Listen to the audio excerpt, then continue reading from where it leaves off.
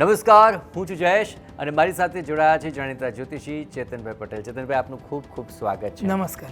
આજે જરા વિષય ભાગ્યમંત્રમાં થોડો અલગ લેવો છે, કારણ કે ઘણી બધી બાબતો જાણી છે. આપણે ત્યાં કુંડળીઓની અંદર અને રાશિઓની અંદર ઘણી બધી ભ્રમણાઓ થતી હોય છે અને તેમાં એક છે ગ્રહણ દોષ. અને આ ગ્રહણ દોષને લઈને ઘણા બધા સવાલો પણ આવ્યા છે કે આખરે ગ્રહણ દોષની વાત આવે એ સાથે કોઈ ચંદ્રગ્રહણ સૂર્યગ્રહણની વાત સાંભળીને પણ ઘણા ડરાવતા હોય છે. તો કુંડળીનો ગ્રહણ દોષ છે એમ સમજીને એટલું બધું ડરાવી દે છે કે આખરે લોકો ભયભીત થઈ જાય છે. એટલું જ નહીં, આ પ્રકારના ભય પછી એટલા વિધિવિધાન કરાવે છે, તેમાં પણ તેઓ રૂપિયા બગાડે છે, છતાં પણ પરિણામ મળતું નથી. મને લાગે છે કે કદાચ આ તબક્કે તો જ્યોતિષ પાસે જઈને આવું બતાવવું અને ગ્રહણ દોષનું કહેવું એ જ કદાચ ગ્રહણ દોષ હોય એવું સાબિત થઈ જતું હોય છે. તો ખરેખર તો આ ગ્રહણ દોષ છે શું? એવું કશું હોય છે ખરું? અને જો હોય છે તો આખરે તે કઈ રીતે સર્જાતું હોય છે કુંડળીમાં? સાચી વાત છે. હવે જે શરૂઆતમાં આપણે એક વાત કરી કે ભાઈ ગ્રહણ દોષ છે શું, હકીકતમાં હોય છે. આપણે આકાશમાં તો ગ્રહણોની વાત આવે છે, સૂર્યગ્રહણ ચંદ્રગ્રહણની વાત આવે અને એ સમયે પણ ભ્રમણા અને ભય ફેલાય છે. તો આવું કુંડળીમાં જ્યારે કહી દેવાય તો વધારે ડર લાગે છે લોકોને. હકીકતમાં ગ્રહણ દોષ હોય કે નહીં એ પહેલાં જાણી લો. એ પહેલાં એટલું જાણી લો કે ગ્રહણ દોષ શું છે. જે આકાશમાં થાય છે ને, સૂર્યગ્રહણ ને ચંદ્રગ્રહણ, એ જ કુંડળીમાં મુકાય છે. એ ગ્રહણ સમયે એની નજીકમાં જ્યારે જન્મ થયો હોય ને એની કુંડળીમાં ગ્રહણ દોષ બતાવે. હવે હકીકતમાં એ દોષ છે કે નહીં એ વાત આપણે જુદી રીતે જોઈ લઈએ કે સૂર્યગ્રહણ થાય ત્યારે શું થાય છે. હવે આપણે કુંડળીની બહાર થોડું જોઈ લઈએ સાયન્ટિફિક વેથી કે સૂર્યગ્રહણ થાય ત્યારે શું થાય. તો એવું કહેવાય છે કે સૂર્ય અને ચંદ્રની વચ્ચે પૃથ્વી આવી જાય છે ત્યારે સૂર્યગ્રહણ થઈ જાય. ચંદ્રગ્રહણ થાય ત્યારે શું થાય છે તો કે સૂર્ય અને પૃથ્વીની વચ્ચે ચંદ્ર આવી જાય ત્યારે આ ગ્રહણ થાય છે. હવે આવું જ ગ્રહણ એટલે આપણે એમ કે રાહુ અને કેતુ આવે છે ને સૂર્ય અને ચંદ્રને ગળી જાય છે, આવું કહેવાય છે. હવે કુંડળીમાં પણ આવી રીતે રાહુ કેતુ મુકાય છે કે ભાઈ રાહુ અને કેતુ બંને બેમાંથી કોઈ પણ સૂર્ય કે ચંદ્રની જોડે હોય ને એટલે એવું ક્લિયર કહેવાય છે કે તમારી કુંડળીમાં ગ્રહણ દોષ થયો, બહુ મોટો અશુભ કહેવાય, અમંગળ સૂચક છે, તકલીફ આપે, મુશ્કેલી આપે, તમારા કોઈ કામ જ ના થવા દે, આવું એક કહેવામાં આવે છે આ ગ્રહણ દોષને લઈ. હવે માનવી એવું માની લે છે કે હવે જન્મ જ ગ્રહણમાં થઈ ગયો ગ્રહણ દોષમાં, તો હવે કરવું શું? એના નિવારણો બતાવાય છે, એના માટે ઉપાય બતાવાય છે, બહુ બધી આફતો આવશે, તકલીફો આવશે, એવું બધું કહેવામાં આવે છે. એટલે વ્યક્તિ ડરે છે અને પૈસા ખર્ચી અને ઉપાયો કરે છે. હકીકતમાં શું છે તો કે આ રાહુ અને કેતુ શું છે? તો હકીકતમાં જ્યાં રાહુ અને કેતુ હોય ત્યાં ભ્રમણા ફેલાઈ જાય, એનો ઉપયોગ જ એના માટે થાય છે ને એ ગ્રહનું ફળ પણ એવું. આગળ આપણે બહુ બધી રસપ્રદ એપિસોડને વાતો કરીશું, તમને ક્લિયર ખબર પડી જાય.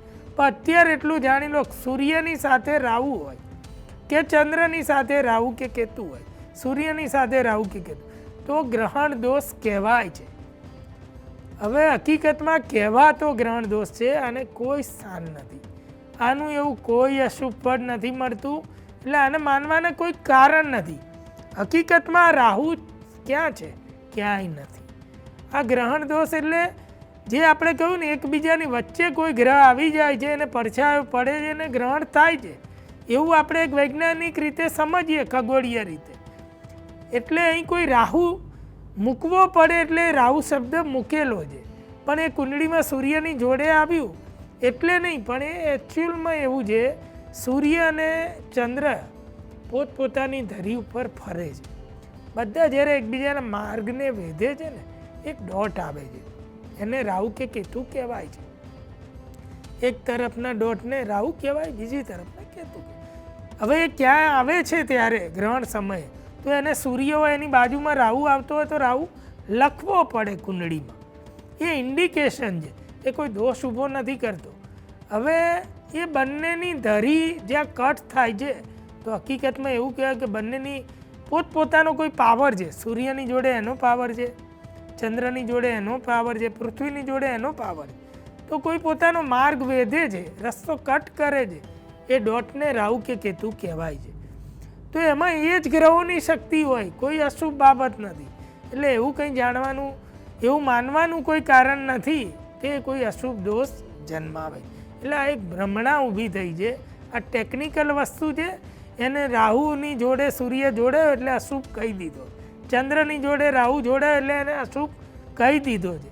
આગળ આનું કોઈ અશુભ ફળ મળતું નથી, મનાય પણ નહીં, કોઈ ખોટા વિધિ વિધાન કરાય પણ નહીં. બિલકુલ, કુંડળી બતાવો અને સૂર્ય સાથે રાહુ કેતુ એવો હાવ ઊભો કરી દેવાતો હોય છે કે જેને કારણે લોકો ભયભીત બની જાય છે અને તેમના જીવનમાં કંઈક ને કંઈક એવું ગ્રહણરૂપી થવાનું છે જેને લઈને એ ગ્રહણ દોષ કે ગ્રહણ જેવી વસ્તુ આવે એની પહેલાં જ લોકો ઘણા બધા ડરી જતા હોય છે. પરંતુ આપણે એવા ઉદાહરણો દ્વારા જ સમજવાનો હંમેશા પ્રયત્ન કરતા હોય છે જેથી લોકોને આ વાત એકદમ સ્પષ્ટ થઈ જાય અને એમની વાત ગળે ઉતરી જાય કે આ પ્રકારની અસરો નથી હોતી. તો ચેતનભાઈ, આખરે એવા ઉદાહરણ તો આપો જરા કે જ્યાં આ પ્રકારના જે ગ્રહણ દોષ કહેવાતા હોય અને છતાં પણ એ વ્યક્તિની અંદર એવી કોઈ અસર ન હોય અથવા તેને સમજવા આપણા માટે ખૂબ સરળ બની જાય. સાચી વાત છે. કોઈ પણ વ્યક્તિ જીવનમાં એટલો ખાલી નિશ્ચય રાખવો કે જીવનમાં કોઈ વસ્તુ કોઈ કહે છે એને માની લેવું, ક્યાંય લખ્યું છે એને માની લેવું, એવું અમને મારા ગુરુએ પણ કહ્યું. અનુભવમાં આવે તે સત્ય. અને મહાન ઋષિમુનિઓએ જ્યારે લખ્યું છે અને એ વસ્તુ આજના જીવનમાં અનુભવમાં આવે ત્યારે એને સત્ય માનો. એટલે બે વસ્તુ ભેગી કરવાની એક રિયલ ગ્રંથમાં લખ્યું છે. આપણે તેની જ વાત કરીશું. કોઈ છાપા, મેગેઝિન કે અન્ય જગ્યાએ કોઈકે લખી દીધું એને માનવાનું કોઈ કારણ નથી. ગ્રંથમાં લખ્યું છે તો આપણે માનીએ છીએ. અને જે આજના ઉદાહરણથી સાબિત થાય એને સત્ય માનવું જોઈએ. તો તમને ખ્યાલ આવે. હવે ગ્રહણ દોષનો પહેલો દાખલો એવો છે, સચિન તેંડુલકર. આ એક એવું નામ છે જેને કોઈ જ ના જાણતું હોય ને એવું બને જ નહીં. ક્રિકેટના ભગવાન લોકો કહેતા હોય છે અને એણે જેટલા રેકોર્ડ કર્યા છે આજ સુધી ઇન્ડિયન ક્રિકેટ ઇતિહાસમાં કે વર્લ્ડ ક્રિકેટમાં પણ કદાચ એના અમુક રેકોર્ડ્સ તો કોઈએ તોડ્યા જ નથી. એટલે એક એવું નામ છે. અને તેમની કુંડળીમાં ચંદ્ર અને રાહુ ચોથા ભાવમાં સાથે છે. આ કુંડળી જોઈને ખ્યાલ આવી જાય, જો ગ્રહણ દોષ એટલો અશુભ હોત તો આ વ્યક્તિ આટલી ચરમ સીમાએ ના પહોંચે. ચોથો ભાવ શેનો છે? તો કે સુખનો છે, માતૃભૂમિનો. માતૃભૂમિમાં આટલું બધું નામ ઉજાગર કેવી રીતે થાય? કેવી રીતે આ લેવલે પહોંચાય? આ પહેલો દાખલો. બીજો એક દાખલો જ્યારે કહીશ ને તો એમ લાગશે કે આ કેટલી મોટી અદ્ભુત વાત. હવે જ્યારે કોઈ એક્ટ્રેસની વાત આવે ને તો ઐશ્વર્યા રાયની વાત ના આવે એવું બને જ નહીં. હવે તેમની પણ કુંડળીમાં ચંદ્ર અને રાહુ બંને સાથે છે. એટલે આ જ ગ્રહણ દોષ ચંદ્રથી બને છે એવું બહુ ક્લિયર થાય. છતાં પણ આપણે એમનું જીવન જોયું છે, જે ખ્યાતિ મળી, જે નામ મળ્યું. ગ્રહણ નામનું કોઈ કલંક નથી લાગ્યો જીવનમાં. તમે સમજો, ક્યાંય તકલીફ, આપત્તિ, મુશ્કેલી નથી. ઇન્ડિપેન્ડન્સ પોતે પોતાનું નામ રોશન કર્યું છે અને નામ બનાવ્યું છે જે આજે પણ છે. અને એવું કહેવાય કે ફિલ્મ જગતમાં એક એવા નંબર 1 કહેવાય એવા કુટુંબમાં પરણીને ગઈ. જીવનમાં ક્યાં લાંછન લાગ્યું, ક્યાં ગ્રહણ આવ્યું. એટલે આ દાખલાથી આપણે સમજવાનું છે કે આ કોઈ દોષ નથી. ત્રીજું નામ જે ક્રિકેટર જ છે, ઝહીર ખાન. એની કુંડળીમાં સૂર્ય અને રાહુ સાથે હતા. તે પણ ખૂબ સારા ફાસ્ટ બોલર હતા ભારતીય ટીમના. એણે પણ બહુ ગજબની લોકપ્રિયતા મેળવી છે, સફળ ક્રિકેટર કહેવાય. અને ચોથું જ્યારે ઉદાહરણ આ કુંડળી બતાવીશ ને તો લોકોને આજે પણ પગ નીચેથી જમીન નીકળી જાય અને એવું લાગે કે જો ગ્રહણ દોષ આ અશુભ હોય તો આ લેવલે કઈ રીતે પહોંચે. એવું આજનું ચમકતું એક નામ છે આપણા વડાપ્રધાન શ્રી નરેન્દ્ર મોદીની કુંડળી. આ જોઈ લો. તેમની કુંડળીના 12મા ભાવમાં સૂર્ય અને કેતુ બંને સાથે છે. વન કાઇન્ડ ઓફ ગ્રહણ યોગ. આ ગ્રહણ યોગ થયેલો છે. જે આવું ભ્રામક પ્રચાર કરે ને આ જોઈ લે. જો ગ્રહણ યોગમાં વ્યક્તિ સર્વોચ્ચ સ્થાને, ભારતનું સર્વોચ્ચ સ્થાન કહેવાય, PM બનવું ને સર્વોચ્ચ સ્થાન, ત્યાં પહોંચી જાય તો એમાં અશુભની ક્યાં વાત જ આવી. આનાથી શુભ કોઈ દોષ, કોઈ યોગ નથી. એટલે ઉપજાવી કાઢેલો ગ્રહણ યોગ છે, એને બિલકુલ માનશો નહીં. આ ઉદાહરણ નરી આંખે જુઓ, સમજો, અને જે ઋષિમુનિ કહે છે કે આવો કોઈ ગ્રહણ દોષ હોતો જ નથી. એટલે એ ભ્રામક છે, એના કોઈ વિધિ વિધાન ના કરાવો. તમારામાં વિશેષ ખૂબી છે એટલું તો આ જોઈ તમને ખ્યાલ આવી ગયો હશે. આ યોગનું એવું તો કોઈક ફળ હશે કે તમને આ લેવલે લઈ જાય. બિલકુલ. આપણે આ વાત કરી પછી તો કદાચ કોઈ જ્યોતિષ એવું કહેશે કે તમારી કુંડળીમાં ગ્રહણ દોષ છે, તો તેઓ હરખાશે, કારણ કે તમે જે મોટા મોટા નામ આપ્યા છે તેના મોટા મોટા કામ છે, અને જો ગ્રહણ દોષ હોવા છતાં પણ તેઓ આ પ્રકારની ખ્યાતિ અને કામ કરી રહ્યા છે, તો ચોક્કસપણે ગ્રહણ દોષથી તેમને હરખ થશે. પણ છતાં પણ ચંદ્રભાઈ, એક પ્રશ્ન થઈ રહ્યો છે. જો જ્યોતિષ કહી રહ્યા છે કે આ ગ્રહણ દોષ છે અને તેનાથી તમને કોઈક પ્રકારનું ફળ મળી રહ્યું છે, તો આખરે કઈ પ્રકારનું ફળ મળતું હોય છે? કોઈક તો એવું ફળ હશે કે જેને કારણે આ ગ્રહણ દોષ કીધો, અને તેને કારણે કોઈક તો એવું કામ જીવનમાં થતું હશે કે જેને લઈને જ્યોતિષો આટલો બધો ઉહાપો મચાવી રહ્યા છે. શબ્દનો ઉહાપો છે સાહેબ, કોઈ દોષનો ઉહાપો નથી. આનાથી કોઈ દોષ થતો જ નથી. હવે આપ એટલું જાણી લો, ચંદ્ર શું છે? તો એવું કહે છે કે ચંદ્રનો ગ્રહણ દોષ, આપણે ચંદ્ર ને રાહુ કે કેતુ સાથે હોય તો કે ગ્રહણ દોષ છે. ચંદ્ર શું છે? તો કે મનની શક્તિઓનો ગ્રહ છે, મનની કલ્પનાઓનો ગ્રહ છે, બહુ શીતળ ગ્રહ છે, સમજો, અને બહુ કરુણાથી ભરેલો, પ્રેમ વાત્સલ્ય આપનાર અને જબરજસ્ત કલ્પના કરનાર ગ્રહ છે, બહુ બુદ્ધિશાળી ગ્રહ છે, જીવનમાં મસ્તિષ્કને પાવરફુલ બનાવનાર ગ્રહ છે, જીવનમાં બહુ લાંબુ એવું કહેવાય કે બહુ અક્કલ, હોશિયારી અને ગુને આપતો ગ્રહ છે. આ બધી ચંદ્રના ગુણધર્મ છે. હવે અહીંયા આ યોગમાં આ દોષ કે છે કહેવાતો, એમાં ચંદ્ર તો પાઠ છે એટલું તો ખ્યાલ આવી ગયો. જોડે રાહુ છે. આગળ આપણે એક વાત કરી ચૂક્યા છે કે રાહુનું ફળ લગભગ શનિ જેવું હોય છે. બીજી આપણે વાત કરીએ કે હવે રાહુ શું છે? કે સૂર્ય અને ચંદ્ર એકબીજાને ધરીને જ્યાં કટ કરે છે ને, એના છેદન બિંદુઓ છે. એટલે બંનેનું બળ મિશ્ર આ પોઈન્ટ ઉપર છે. એક ઉત્તર ભાગને રાહુ કહ્યો છે, દક્ષિણ ભાગ જ્યાં થાય આ છેડો કટ થાય, એકબીજાની ધરી ગોળ ફરવાની પરિક્રમા માર્ગ કટ થાય, એ પોઈન્ટ આવે ને, ઉત્તર ભાગને રાહુ કહે. હવે અહીંયા સૂર્ય ચંદ્ર બંનેનું બળ મળે એ જગ્યા, રાહુની અંદર સૂર્ય અને ચંદ્ર બંનેનું મિશ્ર ફળ છે. હવે આ બંને જીવનદાતા ગ્રહ છે, અને ચંદ્ર ત્રીજો આ યોગમાં છે. એટલે રાહુ અને ચંદ્ર બે ભેગા થઈ જાય ને, તો બે ચંદ્ર એક સૂર્યનું ફળ મળે. આવું એક શાસ્ત્રીય સમીકરણ બેસે. એટલે સૂર્ય યશ, સફળતા, કીર્તિ, નામ અને આત્મબળનો ગ્રહ છે, અને ચંદ્ર છે મનની બધી કલ્પના અને ઈચ્છાઓનો ગ્રહ છે, અને શુભ ગ્રહ છે. એટલે હવે આ લોકોની શક્તિ નોર્મલ વ્યક્તિ કરતાં 3 ગણી વધી જાય એવું અહીંથી ક્લિયર આ યોગ કહી દે છે. જો સૂર્યથી પણ થાય તો પણ સૂર્ય અને રાહુ હોય તો 2 સૂર્યનું ફળ, 1 ચંદ્રનું ફળ મળે છે. એટલે આવું રેર બને છે, ને આ સારો યોગ છે. એટલે આ બધા મહાનુભાવોની જે આપણે 4 વાત કરી, એવા અસંખ્ય દાખલા છે મારી પાસે. એટલે શાસ્ત્રમાં કહ્યું છે ને, પ્રૂવ થાય છે. હવે આપણે કોઈ કહે છે, ભ્રામક પ્રચાર કરે છે, એમાં મનાય નહીં.